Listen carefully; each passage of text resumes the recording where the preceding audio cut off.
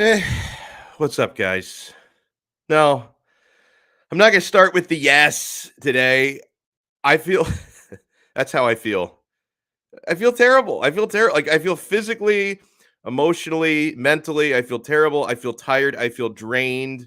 I was up till past 2 a.m. I did post game last night after that Miami Hurricanes debacle. And don't get me wrong, I love that job. I love the opportunity to do post game. I'm happy to be able to be, a crying towel and maybe a voice of reason sometimes alongside former Kane Rashad Butler. But no, I'm not feeling great today. Like I woke up this morning and yeah, I didn't get much sleep, of course, but I wake up this morning. I felt like I was hungover. I didn't have a drop of alcohol last night. It was a working night. I didn't have a drop of alcohol. Woke up feeling hungover today. I feel incredibly tired. I know that our guy, G.A. Canes fan, wrote in, today is a 4-pint show. As soon as the show is over, I'm going to be forget pints. I'm just going to be dropping tequila shots after the show is over. Oh, man. We're going to have a busy one today. 12:07 p.m. We're going to get our betting picks for the weekend with Lee Sterling from ParamountSports.com.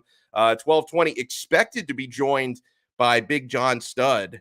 I'm a little bit worried about Big John because I sent him the link and he has not responded yet. So I don't know. He's obviously a Dolphins guy and a Canes guy, so he's probably pretty distraught after last night. Before we get any further, and I want to say a couple things about what's happening with Deshaun Watson, Dolphins, Eagles potentially. We'll get into that. I know people are clamoring for updates after some of the stuff we talked about yesterday. I want to remind you that every episode of Donno Daily is served by the Quarterdeck Seafood Bar and Neighborhood Grill. Football season, guys. We get a big college football Saturday tomorrow, huge NFL Sunday on Sunday, and they have these beer specials all football season long at the Quarterdeck Seafood Bar and Neighborhood Grill. 5 for $15 ice cold buckets of the Heineken family of beers or High Noon Hard Seltzer, or mix and match those to your heart's content. You can literally hang out at the Quarterdeck all day Saturday, all day Sunday, watching all the games, drinking the beers, the ice cold beers, watching the games on the high def flat screen TVs. That is a great spot for a watch party, my friends. They have every UFC pay-per-view fight for zero cover charge. You pay nothing at the door. The seafood is so fresh. I very often get some of the sushi rolls they have there, spicy tuna. I love to build my own poke bowl, and you can mix and match, do all sorts of things with that. I love the spicy ponzu sauce. Burgers and sandwiches are great. I was at the Quarterdeck a couple of days ago, had the All-American burger. It was absolutely perfect. Guys, if you want to find the location nearest to you or check them out, check out their menu before you go, visit them on the web at quarterdeckrestaurants.com. The Quarterdeck, come for the food, stay for the fun. And we have an official sports book here on Donno Daily. We're going to be getting some betting picks in a few minutes. BetUS.com. Guys, this is a full-service sports book. You don't have to, fly out to Vegas to place these wagers. It's right there on your mobile phone. It's right there on your computer screen. BetUS.com. You can get odds on anything you can imagine. NFL, NBA, NHL, UFC fights, international soccer, MLS soccer. I bet that very, very commonly. We have a hookup for you. BetUS is America's favorite sports book because they've got the best bonuses in the industry. Oh, and Devin Jordan, thank you so much for the super chat. Sure love you. I'm going to get to that comment in a minute. They have the best bonuses in the industry, BetUS, and they have the best customer service. It's unbelievable. So create your account today, betus.com, and when you make your deposit, make sure you use our show code because we have a hookup for you. 5RSN125. If you type that in at checkout, 5RSN125, you get a 125% sign-up bonus, and you can bet sports, play in the online casino, bet horses, pop culture even, and more. BetUS.com. You bet, you win, you get paid. BetUS. Devin Jordan writes in, what's up, Donno? Between the Canes and the Dolphins, both teams caused me to drink and smoke. I think the Dolphins could give us a rebound this weekend and lift our spirits a little bit. We'll be talking about that throughout the show. I know a lot of people after some of the discussions we had yesterday, I read some messages from my source on the Deshaun Watson potential trade. And it's got a lot of traction, a lot of feedback, a lot of people asking me, hey, do you have more updates? I don't have anything big. I think I have a minor update, really nothing big on that. But I do want to reiterate something from yesterday. Something that my source told me, and he told me this before any of this went public from other reports. has aged really well, because you remember yesterday around noon, and this was texted to me the previous night around 8:30 p.m., and I gave the info to you guys yesterday around 12 noon, that in the talks, that the most recent talks that the Houston Texans and Miami Dolphins have had about Deshaun Watson, the Texans are asking for, and again, this was the first time I was hearing this, 3 first-round picks, 1 second-round pick, and 2 third-round picks.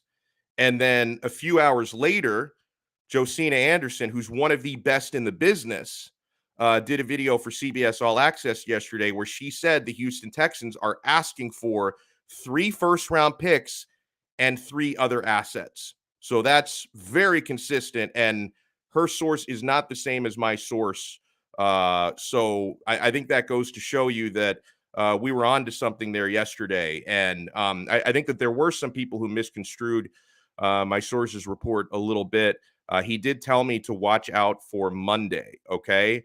And I saw some of the people who aggregated it said that I told you guys that it would be done on Monday. Did not say that. There's a big difference in saying could be Monday and I'm telling you it's getting done Monday. Did not tell you that. It did not say that. Please don't misconstrue that.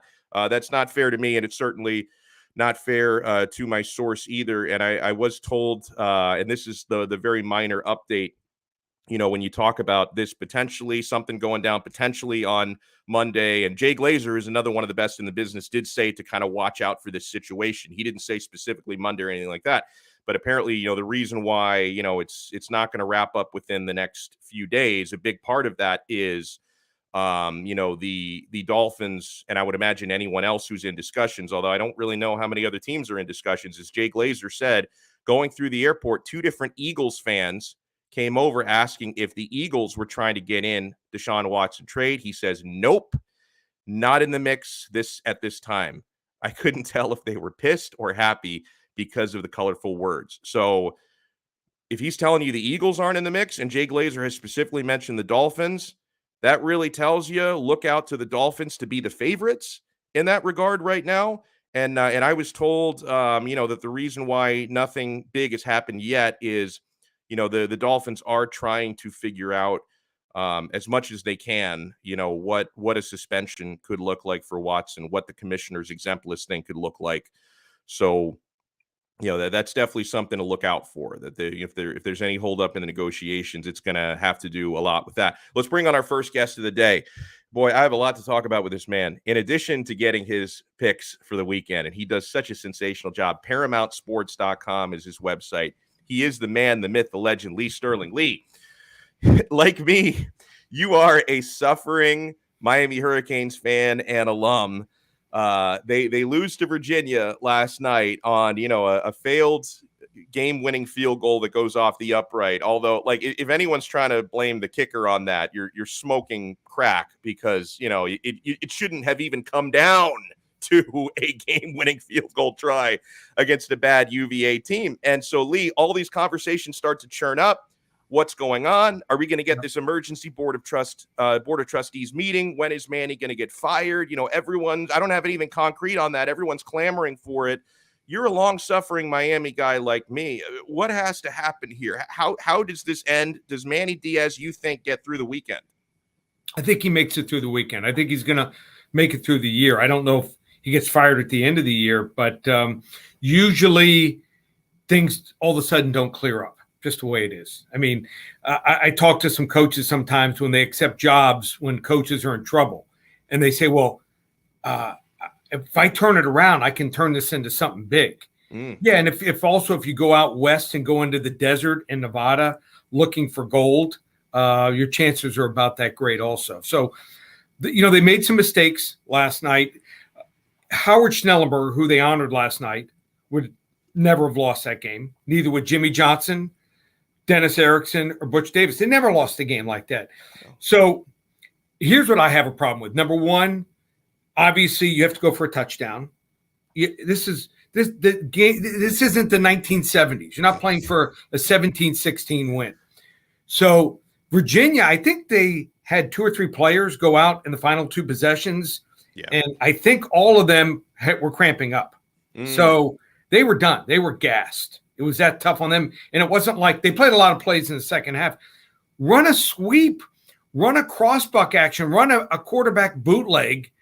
I mean, they ran 2 plays right into the line, and then obviously they had to move to the center of the field. The quarterback loses 2 yards, but the snap was high. You know, so many things can go wrong. Someone could have blocked it. It wasn't entirely the kicker's fault.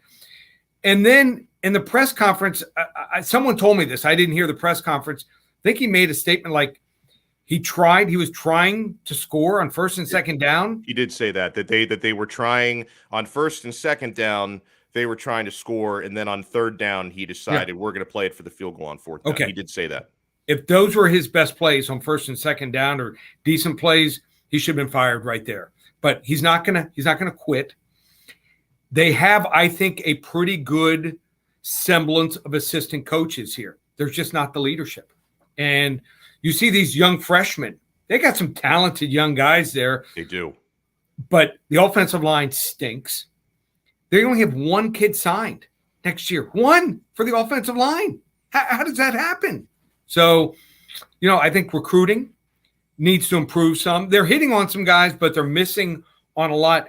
Biggest problem I have is we have maybe 2 of the greatest recruiting guys that one of them sells his service to schools like Texas A&M, Alabama, and Georgia. Charles Fishbein. Mm-hmm. You know who he is, right? Oh, I do, yeah. Okay. Miami didn't hire him. They went in another direction. How about Larry Bluestein? That's my guy. I put both of those guys. I hired those 2 guys, put them in a room, and starting in 9th grade, they'll be locked in on guys. Yeah. We're feeding all these other colleges with great players. So that's what I do. I think that's really, really well said. So obviously, you know, normally I would ask you your take on a Canes game for the weekend. They already played, they already lost. So let's move on to the Miami Dolphins. You know, I'm hearing now, and shout out to Rafa in Miami. I've been looking this up, and he looks to be legit. Michael Dieter is going to be out Sunday, so that's going to be a hit to an offensive line that's already struggling. You know, I know we've had these conversations before that, you know, one player doesn't really affect the line because, you know, regardless of this Dieter stuff, I'm actually expecting the Dolphins to win this game. You know, I do put something in the motivation for Jacoby Brissett going up against his former team for the first time. Yeah. Hopefully the Dolphins actually learned something last week from how conservative they were and then how much better things got when they opened it up and attacked downfield a little bit more. And despite, you know, it was a terribly played game last week, and the Dolphins were still a couple of plays from winning that football game in regulation or in overtime. So, and the Colts are bad, and Carson Wentz is a disaster. He's got 2 bad ankles. I think the Dolphins are going to win this game, Lee. What do you think? And what do you think about the 2-point spread? Yeah, so line very rarely moves. You can have the best 2 offensive linemen on a team out. They won't move the spread most of the time. Indianapolis's line is banged up offensively. Carson Wentz still playing on 2 bad ankles, and he ran a lot of 12 personnel last year. 1 running back, 2 tight ends. This team runs a lot of 11 personnel. That doesn't fit what he's used to and his strength. So I think that Miami's the better team here. Indianapolis, the receivers, no big play weapons. I'd like to see Albert Wilson, who looked great early in training camp, first 10 days, 2 weeks, get him back involved. So I'm going to take Miami here. It won't be exciting. They'll win something like 24-20. I like it. What else do we like this weekend, Lee? Busy college football Saturday. I got to get my mind off my Canes, UFC fights, NFL Sunday. What can I look forward to? So I like Ole Miss getting 14.5 against Alabama. I think Lane Kiffin probably started game planning middle of the summer for this game. His defense last year, they gave up almost 50% third down conversions. This year, just 31%. Got a Maryland transfer, a linebacker, kid who's really good. Leads the team in tackles, brought him in. How about this also? This was interesting. So I'm grading Alabama's offensive line. Last couple of years, clean pockets. Tua and Mac Jones. I mean, at 58 years old, I could get out there and complete 50% of my passes with that line. So this year, not quite the same. Pro Football Focus, I think they had the line graded out as 73rd run blocking, 70th pass blocking.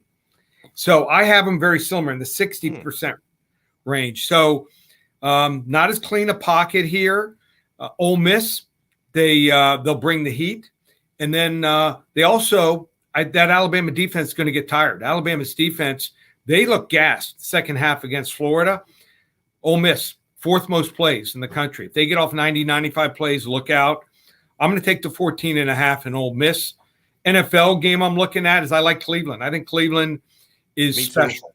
I think that they are right there with Buffalo, and they have a fierce pass rush, a scary pass rush, and as good as Kirk Cousins has looked, hasn't faced much of a rush so far. When he gets someone in his face, that's where he throws interceptions, and they got weapons galore on Cleveland on offense. I think they win that game by 10 points, 34-24. And the fights, I'm gonna look at a fight here that most people won't look at. And what happens is, you look at a lot of people like to look at the high profile fights. Look at Nico Price. And Nico is one of these guys that, he hasn't been dominating. He actually lost. He's 0-2-1 in his last 3 fights. But the Cowboy, Alex Oliveira, lost his last 2 fights and got submitted. I think he's close to being done here. I think the energy, the jiu-jitsu, just the cardio, and just I think he's just a cut above the Cowboy. So we're going to go with Alex Oliveira here. Think that the hybrid takes it here, -160. Yeah, and I like that. And Nico Price, I know him very well. I called like his first 6 or 7 professional fights before he made it to the big time. This is a great matchup for him because, Nico Price, he's never going to be a UFC champion. Like, he's not the type of guy that's going to put on a clinic for a 3 or 5 round decision. He's a live wire. Like, this guy is like a human shot of espresso.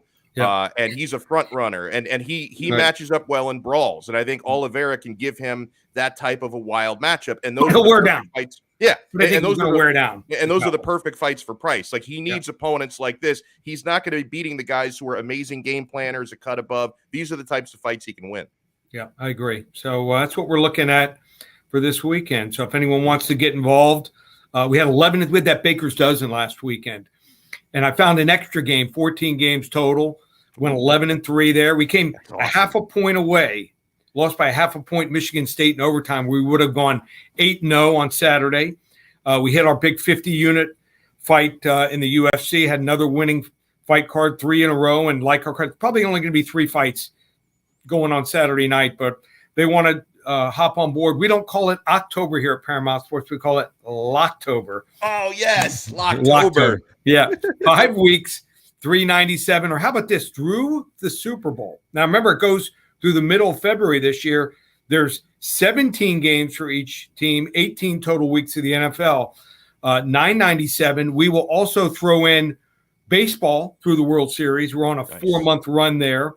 And also UFC. We've won 42 of the 64 cards since they came back through the end of the year, through December 31st. Everything just $997, over a $2,000 value. How do you get it all? ParamountSports.com. Locktober. I love that, man. And Lee, I got to get you into crypto as well. Bitcoin's been pumping overnight. We call it Pumptober because October is usually a really good month for crypto. And there's nothing better. Like, if you get a weekend where I'm hitting on my bets, so that portfolio is going up and the crypto portfolio is going up, there's nothing better than a weekend like that, my friend.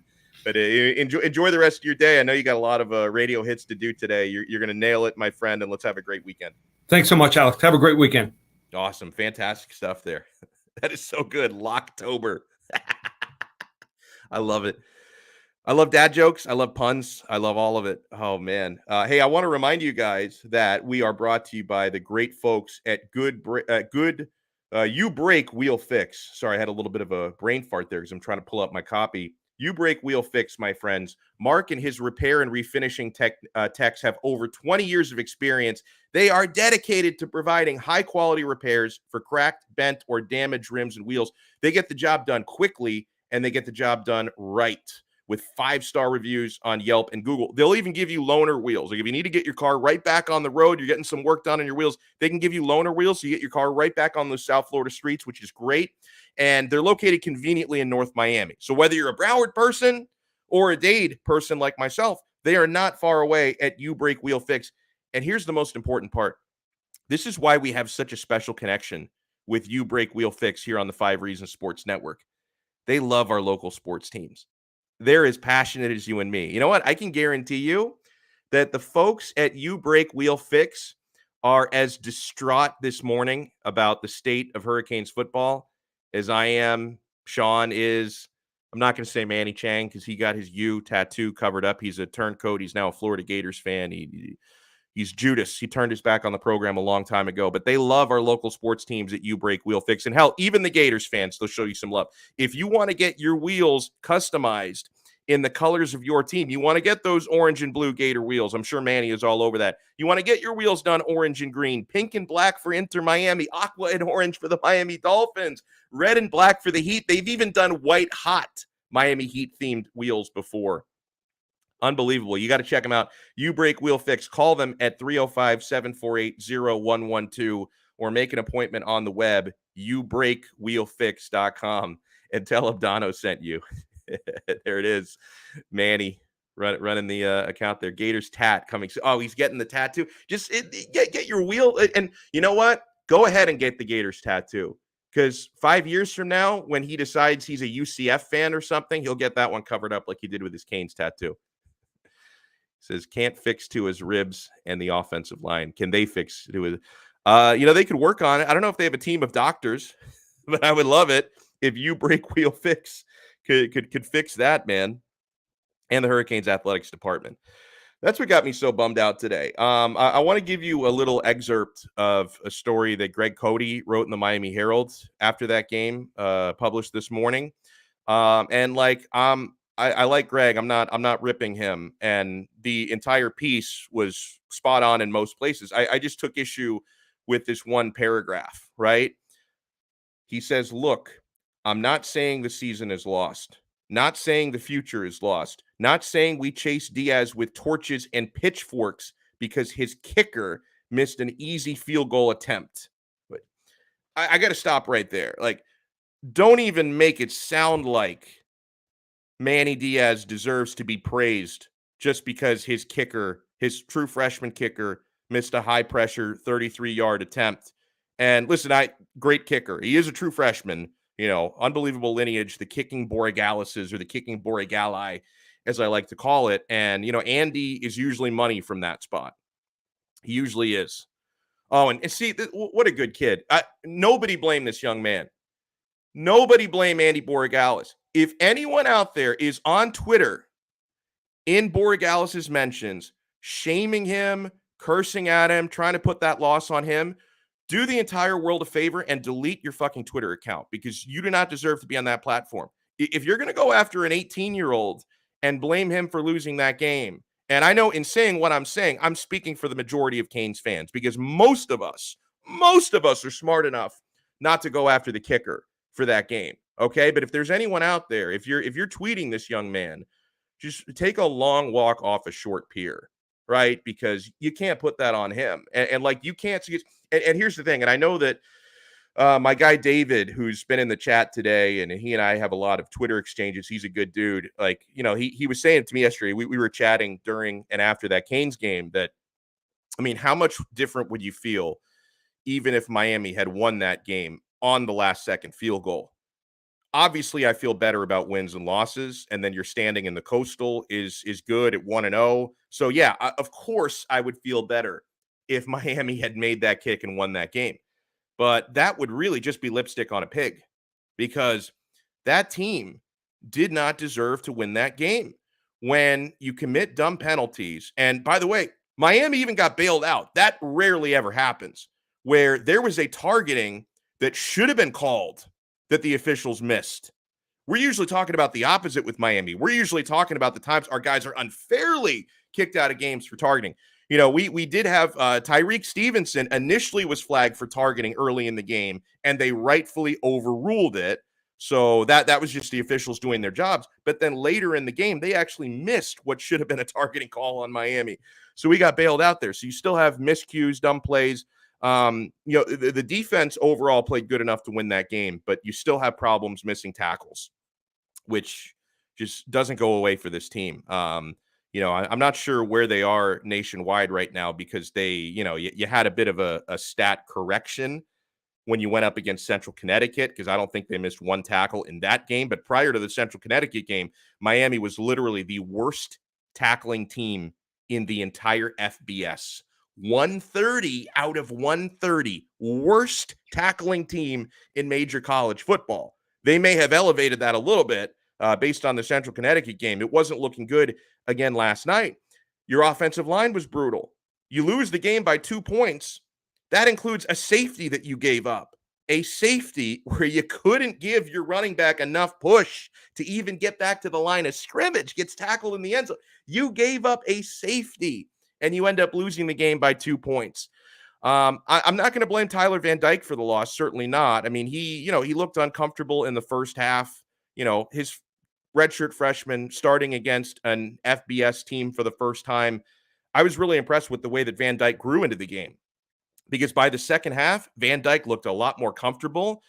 One of my favorite plays of the season so far was that rushing touchdown that Van Dyke scored, because he is neither quick or elusive. That was all will, 100% heart. He said, I am getting into this freaking end zone no matter what, and he got there. That was beautiful. So, and unfortunately, Miami at quarterback right now does not have any depth. You do have a bye week before your next game. I'm not expecting De'Aaron King to be back healthy by then. I'll keep my fingers crossed and hope he will be. And we know Jake Garcia will not be healthy by then. Manny Diaz confirmed he's out until at least November with a lower body injury. I think it's an ankle. Oh, Alex M writes in, UM would lose to St. Thomas Aquinas High School. They might lose to IMG. They'd probably beat Bishop Sycamore. That might be a game. Yeah, there you go. There you go. That might be a winnable game for Miami. Bishop Sycamore. Oh, man. Cliff wrote in. I don't care. And I love the Cliff Esmiol. Great dude. I love this guy. He says, I don't care how good of a kicker someone is. As a freshman in that kind of situation, 33 yards is not easy at all. I felt the same way a lot of you guys felt. I thought Miami should have really gone for the touchdown there. Really gone for it. Now, it's not a great option either way, though. Let's remember, because you do have a freshman quarterback who was not looking comfortable in the pocket, or a freshman kicker. So it's a rock and a hard place. It's Scylla versus Charybdis are the choices that you're making there. If I may be allowed to make a literary reference here, and Diaz got burned on that one. But my big thing is, and Sean Stanley, pop your face in here, my friend. My big thing is, it's fair to be annoyed with Diaz for not only playing for the field goal there, but even, the last play, the third down before the field goal, you intentionally lose 2 yards to center it, which made the kick further away. Like, I get it. He wanted it between the hash marks, but you intentionally lose a couple of yards there. Okay. Which only made it went from like a 31-yard attempt to a 33-yard attempt. But, for everybody who's putting that game on those final 4 plays, it shouldn't have been that close. Like, Miami was supposed to win that game by more than a touchdown. Virginia's bad. Let me give you a stat, Sean, that kind of goes to show you the state of Miami's offensive line. Before playing Miami, Virginia had played 4 games, right? 4 games. They were 2-2 coming in. In those 4 games, Virginia had a total of 5 sacks on the year. That includes a game they played against William and Mary. Oh, look at my guy sipping his tea there. Just sipping his tea, Mr. Joe Gator fan. 5 sacks total for Virginia coming in their previous 4 games. They almost doubled that against Miami. They sacked Tyler Van Dyke 4 times. So you can't tell me Miami's a good football team, Sean. No, well, they also had, I think the center was out. They said there was some, patches on the offensive line, but they haven't been good all season long. But again, I mean, I heard so many people say Virginia and Miami were closer than people were saying, and the Virginia quarterback was throwing for, like 400 yards a game, and it was going to come down to defenses, and it really looked like Virginia. I talked to you about it, Donno. I mean, it was 16-7 at halftime, and I was like, all right, they lost. Let me see how bad it is when I wake up in the morning. And I literally just was like, I was done with it at that point. They had not moved the ball on offense till that final drive of the first half, and just, I don't know. I don't believe in Manny Diaz. I believe is just holding a seat. It's not even hot anymore. It's just there so he can sit on something. Oh man, and I don't have any concrete info on what's going to happen with Diaz. Nothing. I There's no way they get rid of him until after the season, if anything. And then do they do that? Because I don't. they still I'm have to not, buy him out though. dude. They're I'm not not. going to pay for a coach. You're Yeah. going to pay another coach to sit on the sideline. I mean, on this at home. I don't think he makes it through the season. Can you demote? Can we make him the defensive coordinator and move somebody ahead? Has that ever happened before? Coach, you do something like that, I guess, at this point. You know that did happen, wasn't it? Correct me if I'm wrong. If there are any college historians in the chat, didn't Luke Fickell do that when he was coaching Ohio State? He was the interim coach after Tressel, and then he stayed on, I think, when Urban Meyer came in, but in a limited role. So he wasn't considered the official head coach, but he was the head coach. He was the interim head coach, and then he actually stayed on and took a demotion when they hired the permanent head coach. I think I'm getting that right. Yes, you are correct. Because then he took the head job at Cincinnati after they won the national championship. Nice. Versus Oregon. And the rest is history. Now he's playing against Notre Dame. By the way, Alex, I don't know about you, man, but that Canes crowd at that stadium yesterday, listen, credit to those that stayed for the whole game, man, but that crowd looked dead. I mean, what do you expect? Dead. Yeah, what do you? Man, I'm just $7 a ticket, man. If I would have made it back in time, I would have probably. Yeah, I mean, think about what you can buy for $7.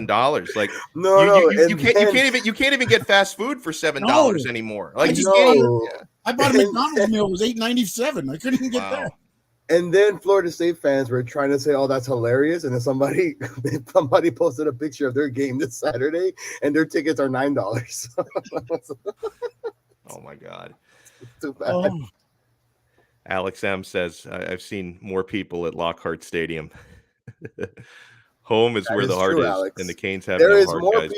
There is more people in the Vice City section that could have filled up that stadium yesterday. Yeah, probably so. You should have had a Vice City field trip over there." By the way, I'm not. By the way, I'm not expecting Manny to make it through the season. I'm not, because the pressure, it's going to ramp up. It's going to ramp. It's already close to reaching a fever pitch. If we had a serious athletic department, he would have already been let go. We don't have a serious athletic department. I know Sean Stanley says he's going to make it through the season. I wholeheartedly disagree. Unless here's my question, Alex. Let me ask you this: if you fire the head coach, you not only fire the head coach, you fire the defensive coordinator as well, because he appointed himself the defensive coordinator. So now you have two roles. And I don't know who on that defense could take over to call plays. Maybe Jess Simpson. Ride this out. Oh, dude, T-Rob has called plays before. He could do it. I think T-Rob could do it. Yeah. Then who do you put in the head role? Sorry, man, but Curb. Jess Simpson, I think, would be the. I think made himself unfireable. That's what Manny Diaz has done. You think that was his plan? Yes. I'm gonna give myself enough jobs that I'm irreplaceable. Because if you fire me, you're firing the head coach.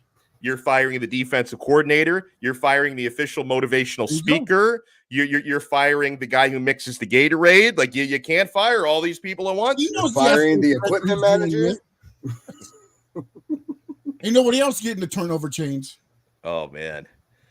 By the way, I hope our guy Big John Stud is okay. I haven't heard from him, so I hope he's good. I know that I know he recently had a health situation in his family, so I hope all is well. Because honestly, I just want to say that I hope it's nothing. I hope I'm just saying this and he's taking a nap or something and missed the cue to come on. But if there's anything going on, man, I want to send out my prayers, because I know he was dealing with some stuff recently, and I hope there's nothing like that going on.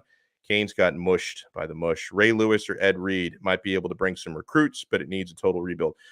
I'm not a fan of going full circus.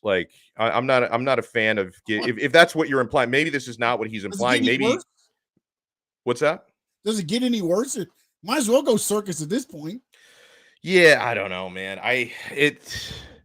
I just feel like if you get to a point where you're giving the head coaching job to a guy just because he's a former player and a Pro Football Hall of Famer that people recognize, but we don't know if they can coach a lick because they have no experience. Even I'm not ready to throw in that towel yet. What are you? Oh! He's pulling something up here. Oh, look at this. Let's see. Wow. State of Florida football in the last 10 years. Last decade. In the last decade. Overall record. Yeah. Wow, Florida. So, well, yeah, because the last decade, that includes the Jameis Winston, Jimbo Fisher stuff when they weren't losing games back then. Mhm. Lately, Florida State has been pure dumpster fire, like absolute hot garbage. But you got to give some credit to UCF. I mean, they're going to be playing in a semi-real conference soon. They're going into the Big 12, although the Big 12 is losing the only two teams that matter, and the UCF, they're sliding into the DMs. They're going to Texas. We are joining a Power 5 conference, but we're not going to be playing the two most important teams that were in the conference. Yeah. But hey, it's okay. Power 5, baby. Yeah, but the big thing here, obviously, and it's not the part that you have circled there, it's outside the circle. Yeah. This is one of my biggest embarrassments as a Miami fan, is the record in bowl games / playoff games. Now, for Miami, there have been no playoff games, not for UCF either, but it didn't stop them from claiming a national championship. Miami 1-8 in the last 9 bowl appearances. How about Florida only 1 season? Oh, Florida 6-3, Florida State 6-3, UCF 5-4. That's really rough, man. Oh, G.A. Canes fan says yes. Get a UCF tat. Bottom line is they are the second best team in the state. The UCF administration wants a winning program. That's right. They do. They made themselves the national champions, right? Wasn't that they did? AD and the president that said that? Yeah. By the way, I think, Alex, what you said last night on the air, and yes, I did listen because I arrived almost at 1 a.m. from the airport. Awesome. I think what you mentioned is correct. You firing Manny and his whole staff is not going to change things unless everybody is actually on board with the president and the athletic director. And I think just because you fire Manny, you think issues are going to be resolved. You did that to Rick. You did that to Golden. You did that to who was your coach that won you the national championship that you wanted out of town and hadn't gotten any better? Coker. Like, there's evidence that you fire these coaches and you think it's going to get better, and it doesn't, because not everyone from the top bottom is on the same page. So I think this is very different than NFL, obviously. For the Miami administration, guys, instead of hiring head coaches from Temple, we need to start hiring exorcists from the Vatican. Okay, and you need to have sweeping changes in personnel. I doubt the president of the university is going to fire himself, but he needs to wake up and start caring. We need to find an athletic director who really cares and can get the job done with a higher level of competence. And you need all of these people to be on the same page with the next head coach. Because what Manny is talking about there is, Sean, and sorry, I'll let you say your piece in a second. It's so easy for fans to get outraged, to get their pitchforks and their torches and say, oh, fire this guy, fire Manny, then everything's going to be okay. We fire this guy, we're good. We're going to get in a time machine, hop back into 1987. We'll be national powers again. Haven't we learned our lesson that at some point you're just literally banging your head into a brick wall, that it's the definition of insanity, doing the same thing over and over and over again, expecting a different result? Because if you don't have sweeping changes in personnel and philosophy, it's not going to simply get better based on hiring a coach. Because like Manny was saying, by 2006, when Larry Coker had lost his magic, the magic that he inherited from Butch, of course, by 2006, everyone was so excited to get rid of Coker. Oh, this is going to make the program better. They fired Coker. Things got worse, not better. When they fired Randy Shannon, same thing. Oh, this is going to get better. We're going to save football. They fire Randy Shannon. Things get worse, not better. Fire Al Golden. Things have gotten worse, not better. A lot of people were excited for Mark Richt to resign because of how stale his offense had gotten. Things have gotten a lot worse, not better. And now we're in the same situation again for the 6th time in the last 15 years that we have this bloodlust. We can't wait to fire a coach. But I'm here to say, what's next? Like, what do we do from here? Because firing a coach and trying to get a new coach is not an automatic fix. It's a Band-Aid on a gash. It is a Band-Aid on a cut that requires serious stitching. And I will also ask, we fire Manny, who comes in next? Who's the next guy? Mario Cristobal, bro. Really? Really?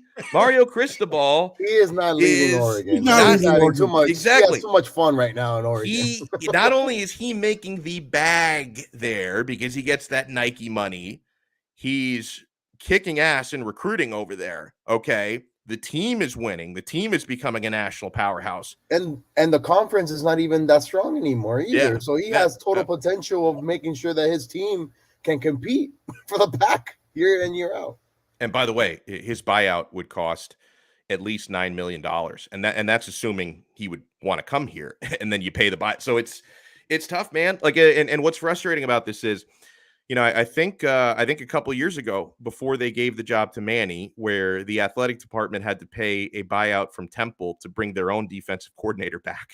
It's fun. Like Vishnu Parasuraman said that on the show yesterday. It sounds a little funny and sad at the same time when you say it out loud. They had to pay a 7-figure buyout to bring their own defensive coordinator back to be the head coach. At that time, I think maybe then you had a better chance at Mario. If you could have paid Mario's buyout then, they went with the cheaper buyout of Manny Diaz.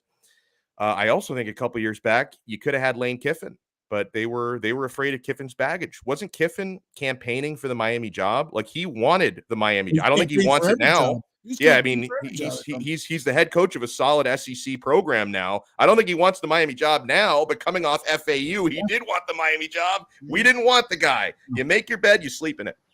Yeah. And also, let's not forget that Ole Miss was a trash program for years and years and years. And he went in there in a division where you have to face LSU, Alabama, Auburn, and everybody else. I mean, this man has literally put Ole Miss back on the map, and he's made it better than Mississippi State. Yeah. Right? I mean, that's right there is bigger than anything.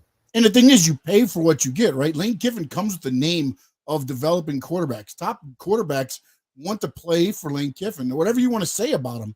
Even at FAU, you saw what he was doing. He was getting some talent there that most teams probably wanted, but FAU was winning out. And I think that's the other thing that he goes with. It's not just a head coach. It's putting money into an offensive coordinator, a defensive coordinator that can develop talent. You looked yesterday, and I was looking at some things. I think the top 4 defensive players are freshmen. They haven't even been here long enough. The players that you've developed are not doing anything besides getting targeting calls. That's what they're like. They lead the nation in targeting calls. That's what you're developing. It's either undisciplined or the players just don't care and don't believe in Manny, and they're going to go out there and do what they have to do to maybe get their name in the NFL. I don't know where the communication misses, but it just doesn't look like anything is happening inside this program that you look at it and go, okay, at least I can see some progress here. And even with Central Connecticut State, you saw some great plays from all the freshman players and some of the young talent. They didn't get that many snaps against Virginia. Some of those guys didn't see the field again.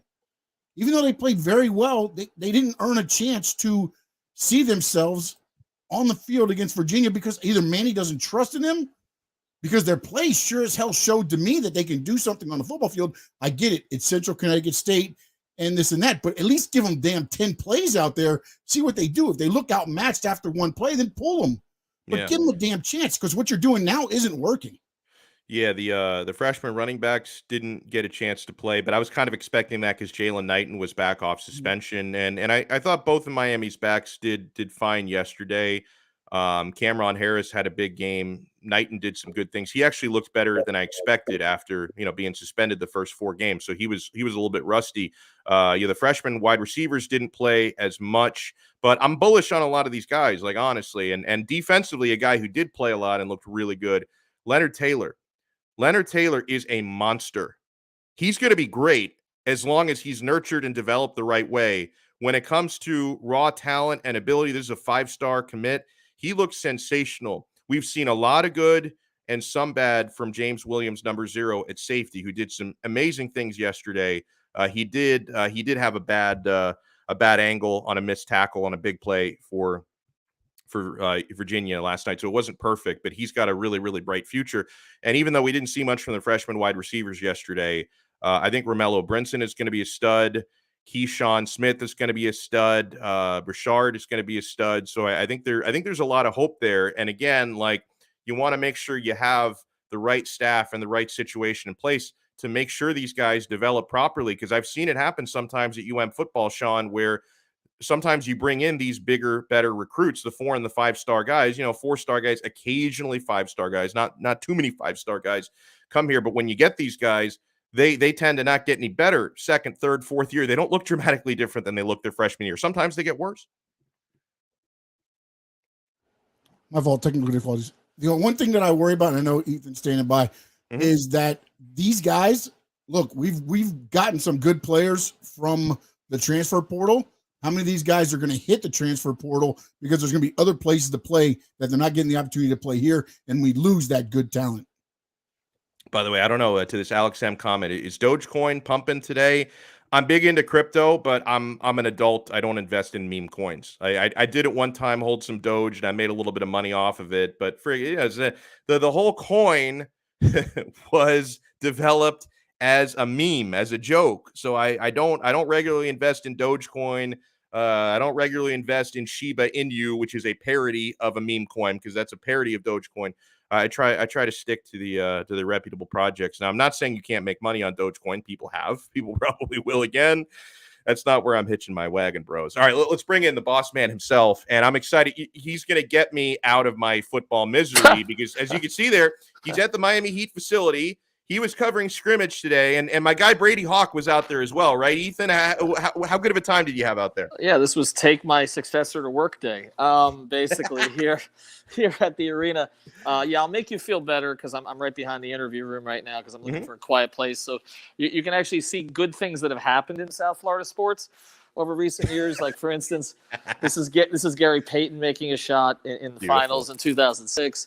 LeBron James making a shot in 2012 against Oklahoma City. So just to get you out of your football mindset so we can spend another 20 years complaining that the two teams in town can't get their acts together, I figured I would do something from down here at the arena. So give me the scoop. You were out there covering scrimmage. I didn't have enough time to comb through all of your tweets. I retweeted some stuff to make sure people knew you're out there.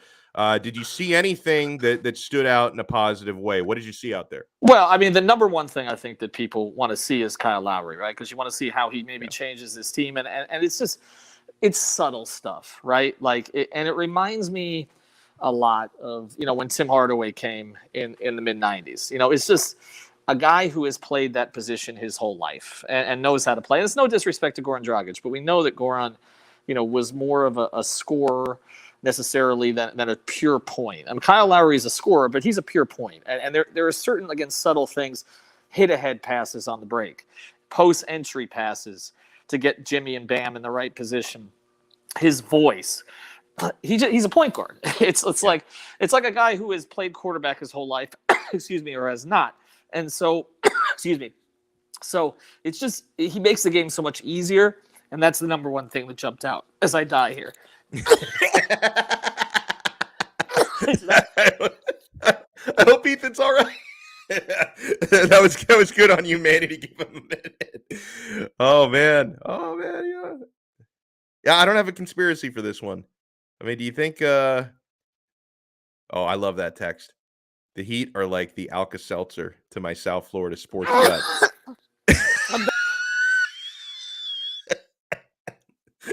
As soon as you bring it back in the frame, I thought he was giving me a thumbs up. I think he was still choking.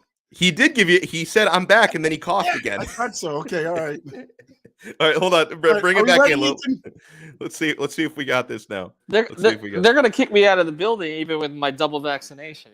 Yeah, no, I'm good. No, I'm back. Go ahead. Oh man, no. So I love what you're saying about Lowry. I wanted to ask you about a couple of players who have noticeably put on size and muscle. Bam Adebayo, who talked about being up about 15 pounds from the weight he reported last year. Didn't have an injury issue this year like he did coming out of the bubble last year. Had more time to put on some size in the gym. And Tyler Hero looks noticeably jacked, at least in the photos I've seen. I'd love to know if he looked the same way live. How do you think adding some size and strength can affect each of their games? Well, let's start with Tyler. He threw down a dunk that got everybody off the benches today. So, I mean, I think that, that's an indication. I mean, they wanted him to get stronger. He talked about it, and it is noticeable. I think the biggest thing with him, though, is that the role is clear this year. It's not like last year was kind of a force into the starting lineup and a lot of responsibility, to kind of fit in with those guys. This year, he's coming off the bench and he's there to run the second unit and to score on the second unit. Okay, and that's basically what it is. Now, he's going to play a lot with Kyle Lowry because I would anticipate that Spoelstra will probably keep Kyle on the floor and take Duncan out probably about 4 minutes left every first quarter, and Tyler will come in to play with Kyle until Tyler starts to run the second unit with Gabe Vincent. So he does look stronger. Bam looks stronger. Bam did try to take a couple guys off the dribble today, which is welcome to see. But some of the others who stood out today, Gabe Vincent had a good day. I don't try to make too much of one day, but he's one of those guys that there are some questions, because they're kind of handing him the backup point guard role, at least until Oladipo is back. But he looked good today. I thought Max Strus looked really comfortable.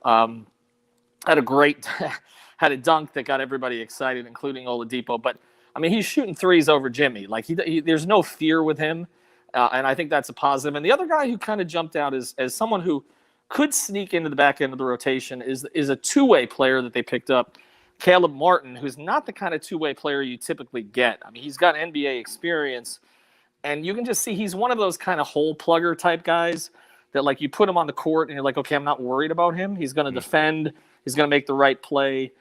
And Spoelstra likes those type of players, okay, that, again, you're not counting on him to produce anything offensively. Everything is just a bonus, but it's just like, again, he's not going to screw up. And Eric likes those kind of guys. So I could see him sort of sneaking his way into a backup wing role at some point.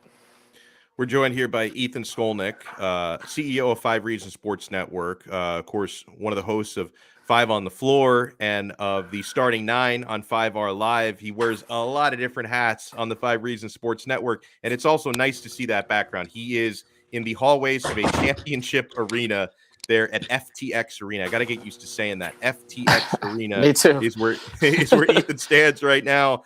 And Ethan, how much do you think the Heat can benefit in the standings with some of the chaos near the top of the East? Like when I look at what's happening with Brooklyn and all this Kyrie controversy, the whole Ben Simmons saga in Philadelphia, could this end up like the Heat maybe finishing a spot or two even higher than some of us are expecting in the standings this year?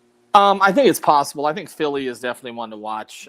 If Brooklyn, again, we don't know what's going to happen with Kyrie, but if they're reasonably healthy, I think they're a top 2 team in the East. But I do think with Philadelphia, there is room there. I think to chase them down, and I think the Heat can be anywhere between 3 and 5 in the East. I think that's the most likely scenario.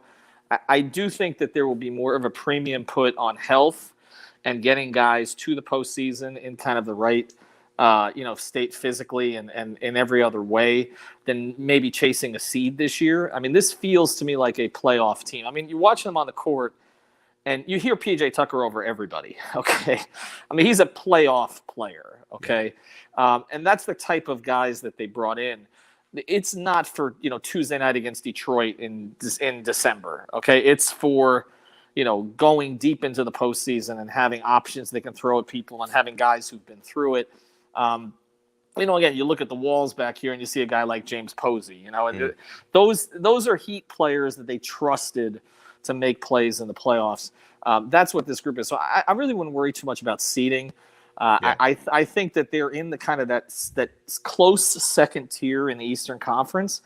But look, if the Kyrie thing lingers, if Philadelphia's situation with Simmons, if they don't get value for Simmons back, and they have, and then Embiid gets hurt, okay, which is something that always tends to happen. Could they jump ahead of Philly? Absolutely. You got to watch Atlanta. There are some good young teams in the conference. I don't think they're ready yet, but I think Charlotte's a team that's going to be better. I think Toronto's going to be better than people think. I think the East is pretty deep this year, but I do think that right now it's Milwaukee and Brooklyn, but then I would put the Heat right at the top of that second tier. Who do you favor for the title? Man, it's tough. I want to go against the Lakers because I hate what they've done. Same. But it's just like, if LeBron's right and the burden is taken off of him, and really the thing with the Lakers is AD going to show up every night? Because if he does, he's top 5. and I've had others say this, and I agree. If Anthony Davis becomes their best player this year, they win a title. If they're reliant on LeBron, then maybe not. But I look at the West. I mean, I don't trust Utah in big moments. The Clippers aren't going to have Kawhi. Denver, when is Jamal Murray back? How healthy is he going to be? I think they've got other pieces there that are really interesting. I like their team. Phoenix, I don't think it was fluky, but I think they benefited from some things last year. Especially a lot of the opponents they played in the postseason didn't have healthy players a lot of the time, or healthy stars. So I don't have a clear favorite. Honestly, my lean is to Milwaukee, and I picked them before the playoffs last year simply because they've done it. They know who they are, and Giannis is now a minted champion. And that's there's a lot to say for that. He's not the type of guy who's going to get complacent, but now he knows he can win at the highest level. So I think with the issues in Brooklyn and some other places, I would have to, and again, until I see the Laker thing on the court, till I see Murray back, I think probably you got to go with the Bucks right now. Awesome, getting some Heat scrimmage thoughts, NBA big picture stuff with Ethan Skolnick. I got to ask you before we wrap it up. Oh, is that an important page? No. It's not for me. Well, at any point. I mean, if I haven't been taken out of this building the past 25 years, it's probably not going to happen today. They've got a concert here tonight. I don't know who it is. Oh, really? But you can start to hear it. Well, now we'll figure it out in a second because I think they're starting to rehearse. But they'll kick my ass out here any minute. Yes. So. Well, I did want to get, if you have a thought or a prediction for, and I want to ask you a little Dolphins here because we've talked a lot about the Canes and how miserable I am right now. But with the Dolphins, what are you expecting against the Colts this weekend? The Dolphins are favored by 2. I think the Dolphins are going to win this game. I mean, obviously, Dieter being out is certainly not ideal. It is a Jacoby Brissett revenge game. The Colts are not good. And I think the Dolphins hopefully learned good things happen when you throw more than 2 yards down the field because, things looked better last week when they started attacking downfield. I think this is Miami's game to lose. What do you think? I think so, but I wouldn't bet it. I know you and I have competing codes at BetUS. I feel like we need a game where the defense just takes over. And maybe at home you do get those turnovers. They're going to have to turn the Colts over 3 times. I think if they turn the Colts over 3 times, they win.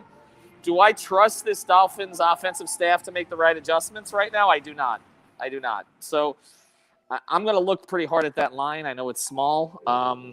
And I'll be out there on Sunday as well. I'm kind of doing the tour of all the teams this weekend. But Alex, I don't know, man. I don't.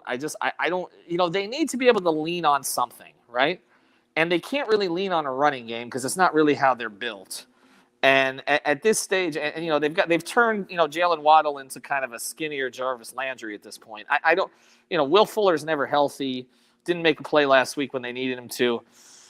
I don't. They got to get. It's got to be about the defense. Yeah. And it's got creating turnovers, and it's got to be to me about Parker and Gesicki getting heavily involved in this game, particularly Gesicki early. I don't like this idea where they forget about him till the fourth quarter. He is their mismatch. Okay. And look how many plays he made in the fourth quarter in OT. He had the 4th and 20 catch. It's like, do you not realize this guy was on the field for 3 previous quarters? Yeah, he is their mismatch. But anyway, they are going to boot me out of here, Alex. Appreciate it. Fair enough.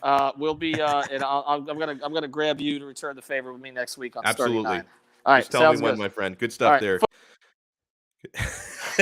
Did you cut him off and then try to bring him back in? I love the Brooklyn Rob comment. Ethan, they heard the cough. He's been asked to leave early. Oh my God, that is too good. We got to do a couple things before we get out of here on this episode. Hello, Sean. It was Manny that cut him off, though. Manny cut the balls off. It wasn't me. We got to get you're both blaming it on each other. I love that. Fellas, we have to get our NFL picks for the weekend. So we have an ongoing competition. Oh, did you remove him from the room? We need the full crew here. We need the full crew in I here. remove myself. I'm 1-7, so. No, you did better this past week. Okay. Week 3. Yeah, let's get through the standings here. So just so you guys know, if you don't watch us usually on Fridays, we have an ongoing competition. The 3 of us, me, Manny, Sean. We all pick 4 NFL games. We pick the same games. We pick 4 NFL games against the spread every week. We're not children. We don't pick straight up. We pick against the spread. 4 picks every week. We keep a running tally of the standings. We're yet to be determined. At the end of the season, there's going to be humiliation for a loser and some kind of a prize for the winner. The person in the middle just gets to put your feet up and chill. So here's how the standings look, guys, after week 3. We're heading into week 4 now. Last week, Manny Chang went 1-3, bringing his total to 5-7.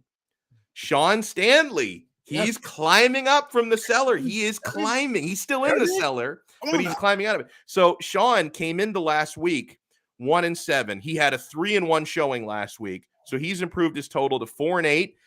I was even Steven last week, 2-2, which brought my total to 6-6. So to be honest, none of us are doing very well, but I am the leader in the clubhouse at 6-6, Manny Chang at 5-7, Sean Stanley at 4-8. So, I mean, Brooklyn Rob, I know you call me the mush, but I'm not even mushing as hard as, as some of the other people in this chat. And just a disclaimer, the games that we pick to the games that we choose to pick, we are not giving you guys gambling advice. I maybe bet some of these games that we pick on this segment. I don't necessarily bet all the games we pick on this segment. This is strictly for the challenge of the competition. You guys know I do bet football games every weekend, and we do give you gambling advice on the show when we bring on Lee Sterling every week on Fridays, Barry Barger on Thursdays. I give you guys some of my own picks as well. Then Brooklyn Rob bets against my picks and gets rich. So when I'm giving you gambling advice, when we are giving you gambling advice, I will tell you, this pick segment is not gambling advice. We are not necessarily betting all of these games. We are picking amongst each other for this competition, okay? So here are the picks for today. The first game, Seahawks, a 3-point underdog on the road at the San Francisco 49ers, who are a 3-point favorite. For better or for worse, I basically keep rolling with the Niners every single week. I'm not going to stop here. I am picking San Francisco at home to win by 4 points, 4 to 7 points, cover the spread. I am going with San Fran -3 against Seattle. Sean Stanley, you're shaking your head. You disagree? Who you got here? I got Seahawks. I sent back Seahawks. Okay. Well, yeah, no, you did text me, but I wanted us to give them live. I wanted No. I got Seahawks. Russell Wilson. I just don't believe in the 49ers enough. What about you, Manny? He said he doesn't believe in the 49ers. I mean, how the hell could you even believe the Seattle Seahawks without Russell Wilson, but he has anything else? They don't have a running game. They get away with it from the first half. The defense, listen, that Legion of Boom or whatever that case was is gone, dude. And the game's on the road. San Fran lost a bad game last week at home. They're going to come back with a vengeance. Okay. Yeah, I got San Fran as well. Cleveland Browns -2. At the Minnesota Vikings, who are 2-point underdogs at home. So the Browns are 2-point favorite on the road. I think the Browns are going to roll. I think the Browns are 2 cuts above Minnesota. To me, that point spread looks like a steal. I've got Cleveland winning that game by at least a touchdown. I'm going Browns -2 at Minnesota. What do you think, Sean? I look at it as Cleveland Browns defense against Kirk Cousins, and I'm going Browns defense all day, air day. What do you got, Manny? I do not trust the Browns team yet on the road. I understand. Wait a minute. We're going to trust Kirk Cousins? Wait a minute. What, bro? You have the worst record out of all of us. Relax. Oh, shut up. But he's climbing. He had the best record last week. So what? Yours is down, buddy. Listen. This is the week that I suddenly jump both of you guys, so you guys can all of a sudden start so damn cocky. Not going with the Vikings. Not going with the Vikings. You're not. Listen. The Vikings have played pretty well. If you look at their 2 losses, one against overtime against the Cincinnati Bengals on the road, and the other one, they missed a field goal to win it against Arizona. And they actually manhandled the Seahawks in the second half after they were down by multiple possessions. And they're at home still. I still think that this trend continues. Dalvin Cook is coming back. Again, I don't trust the Browns on the road. Might be different if they win this week, but I don't see it. And they're going to win this week. And then Sean and I are going to gain a spot on, well, I'm already a spot above Manny. Sean's going to gain a spot on Manny right there. All right. This one, and for this next one, these first 2 games have really, actually 3 out of the 4 games we're picking have very close spreads. But this game does not. And I want to remind you guys, we are picking against the spread, not straight up winners and losers. Storyline wise, this one, by far the game of the weekend.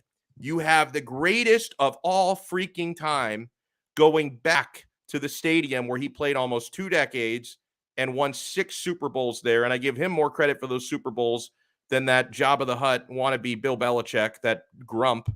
Tommy Brady, the 7-time Super Bowl champion, returns to face his former coach, the 6-time Super Bowl champion. Buccaneers at Patriots. Buccaneers, guys, big favorites on the road here. Minus 7.5 at BetUS.com the last I checked. You could see a half a point swing, maybe one way or the other. I'd probably lean to maybe it getting to minus 7 before kickoff, but we're picking against this very spread. Minus 7.5.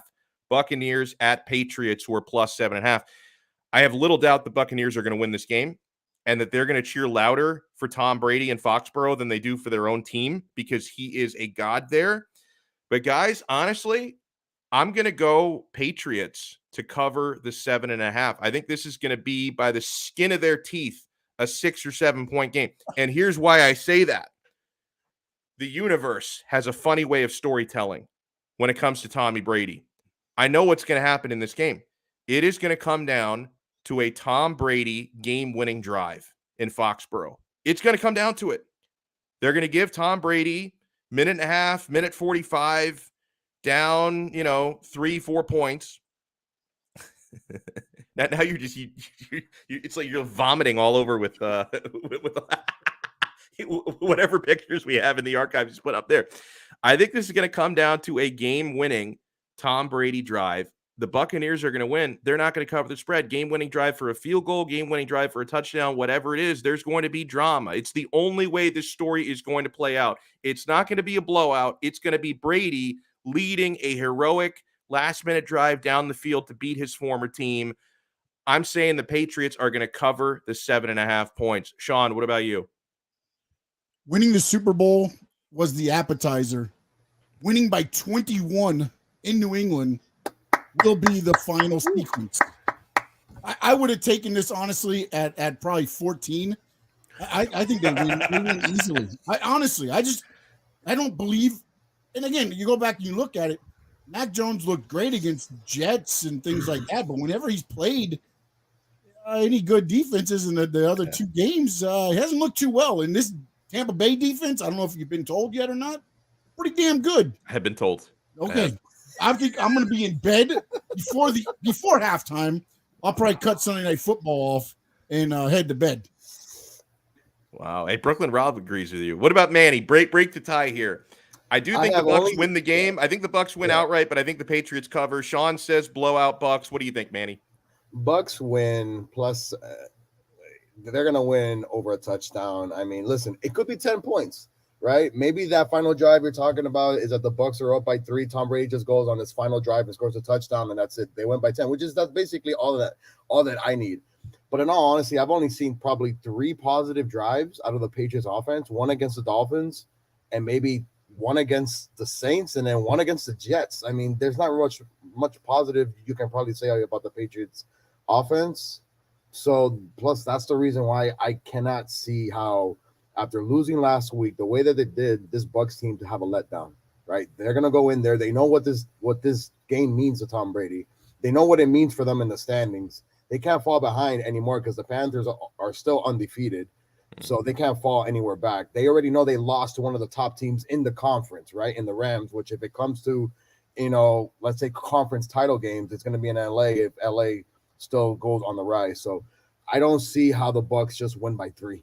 I think they go in there with a vengeance, and I think Bill Belichick tries his absolute best to out-scheme. But yet again, Tom Brady gets his best weapon back in Antonio Brown. I just don't see how this Bucs offense does not put up points against this Patriot defense. I think Gronk ends up with 2 to 3 touchdowns this week as well. Gronk spike at Gillette Stadium? That's going to be the game-winning touchdown. The game-winning touchdown to win it by 4 is going to be Brady to Gronk with the spike, and the crowd's going to go crazy. You're going to think that their team won the game with how crazy they're going to go. That's going to be in the first quarter. All right, we got one more game to pick. We pick the Dolphins game every single week. Dolphins at home, Sunday, 1 p.m. against the Indianapolis Colts. Miami, just a 2-point favorite. Dolphins -2, Colts +2. I think from the Dolphins standpoint, there's a lot of value here at -2. And I think it's very reactionary to the way the Dolphins blew that game last week against the Raiders. There's a lot of negativity around this team. Because of that, there's also a lot of distractions with, Tua's injury and all the Deshaun Watson stuff, I have helped to stoke those fires of distraction a little bit. Hopefully the team does not concern themselves too much with my rhetoric and they focus on this game. But no, I think the Dolphins are going to win by at least a field goal in this game. Indianapolis, their offensive line really struggling. Their quarterback is a fraud, and he's a fraud with 2 bum ankles.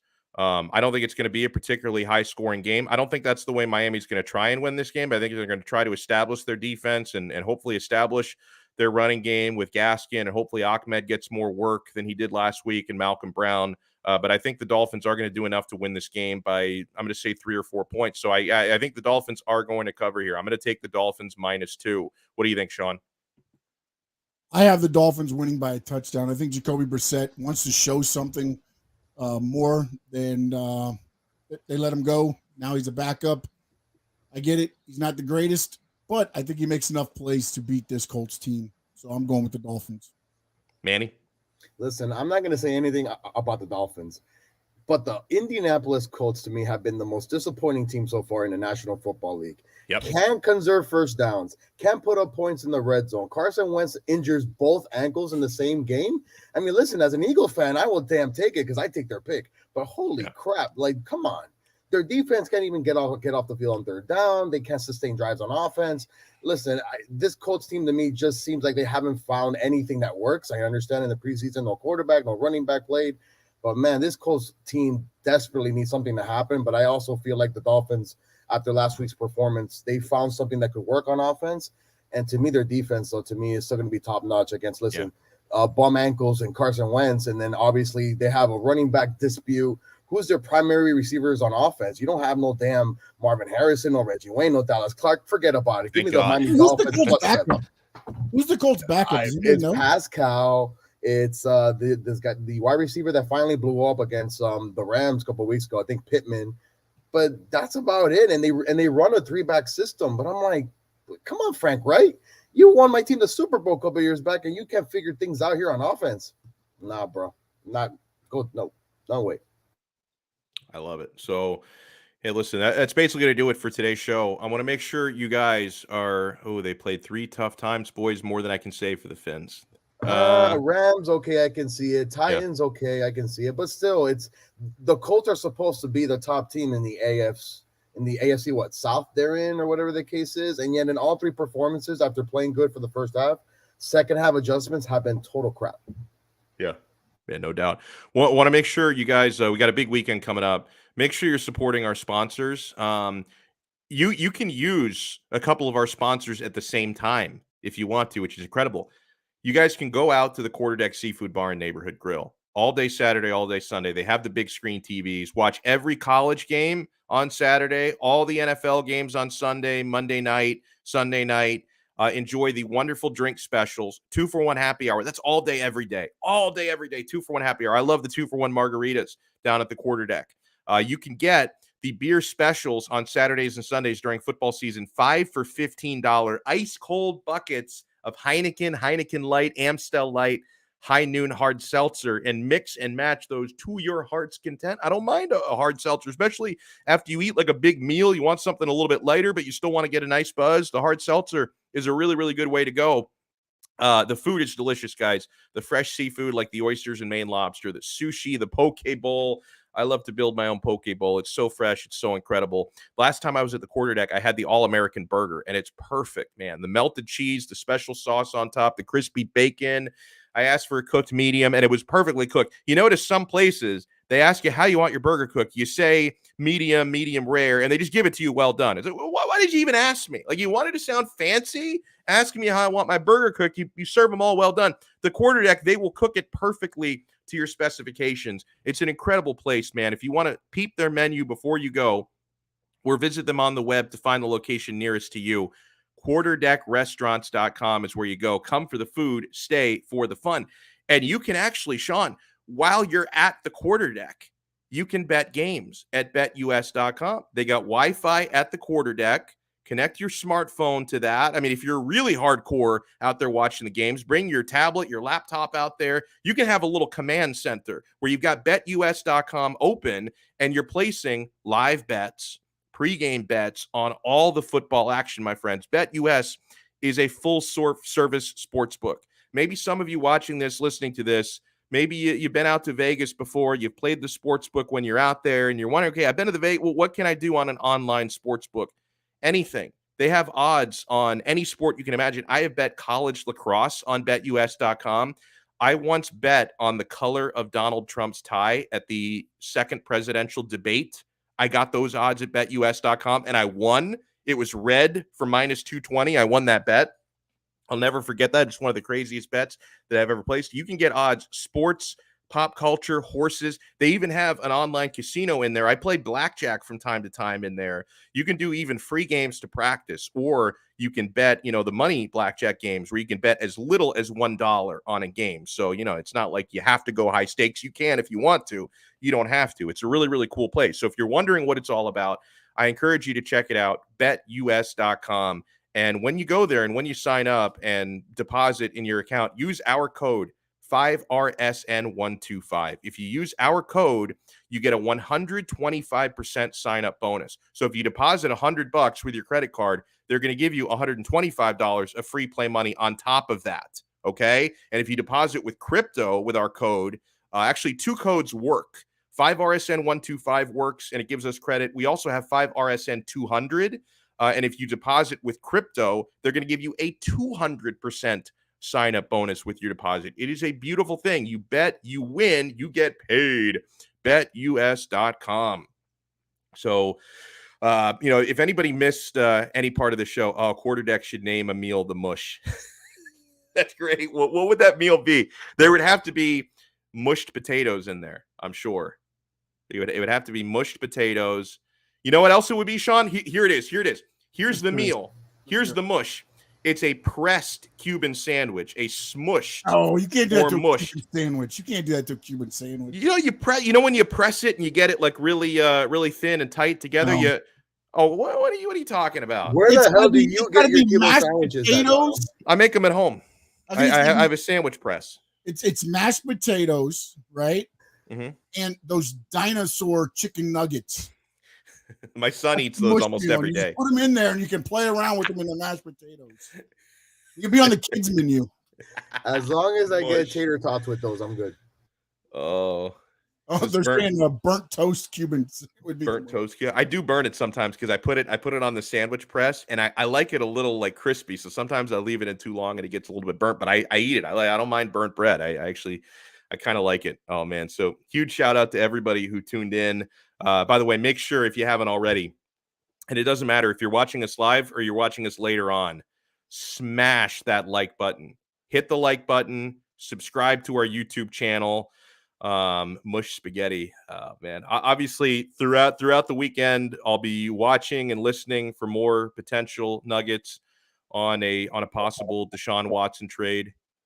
What is that your new shoe, Manny? The Yeezy 500? I mean, listen, that one's not that ugly. It's the Croc ones that you wear. Those are hideous. Like those, throw them right in the garbage. Those are hideous. The ones you just showed me are like, I mean, if you wore those in public, yeah. I don't think I would look twice. Like I just always, I can handle those. Listen. I went and I took your guys' advice, and I didn't get the other foam runners that came out, and these are ones that I really like. Get these. Yeah, man, fire. How much do these go for? 220, 240. Man, I never pay more than $64.99. The material though is absolutely stunning. By the way, yes, I did go ahead and I bought a Yeezy hoodie. Cost me about $100. I will give you an update on that material once it comes in. I mean, I would hope for $100 it's nice material. Like, yeah, I'm not judging the quality of the items you're buying. I'm just judging the fact that you may not want to wear some of this stuff in public. I'm blind, he says. Glorified Crocs. Yeah, those Yeezy, the Croc ones are, you're basically paying $300 for a pair of Crocs. Like you can go to the Croc store and pay. I don't even know how much Crocs go for, but I guarantee you it's less than $300. Absolutely wild. Yeah, so everybody enjoy the college football slate where the Canes can't let us down this weekend because they already played, and they can't let us down next weekend because it's the bye week. So we're 2 Saturdays, Canes free misery. They can't let us down. They can't let us down for 2 Saturdays. Enjoy the Dolphins game on Sunday. We'll be keeping our eyes peeled on anything with Deshaun Watson, as we told you yesterday, and as Jay Glazer has also said, you definitely want to watch out for this situation. So we will keep our eyes and ears open. I will talk to you guys again on Monday. This has been another episode of Donno Daily on the 5 Reasons Sports Network. Ciao.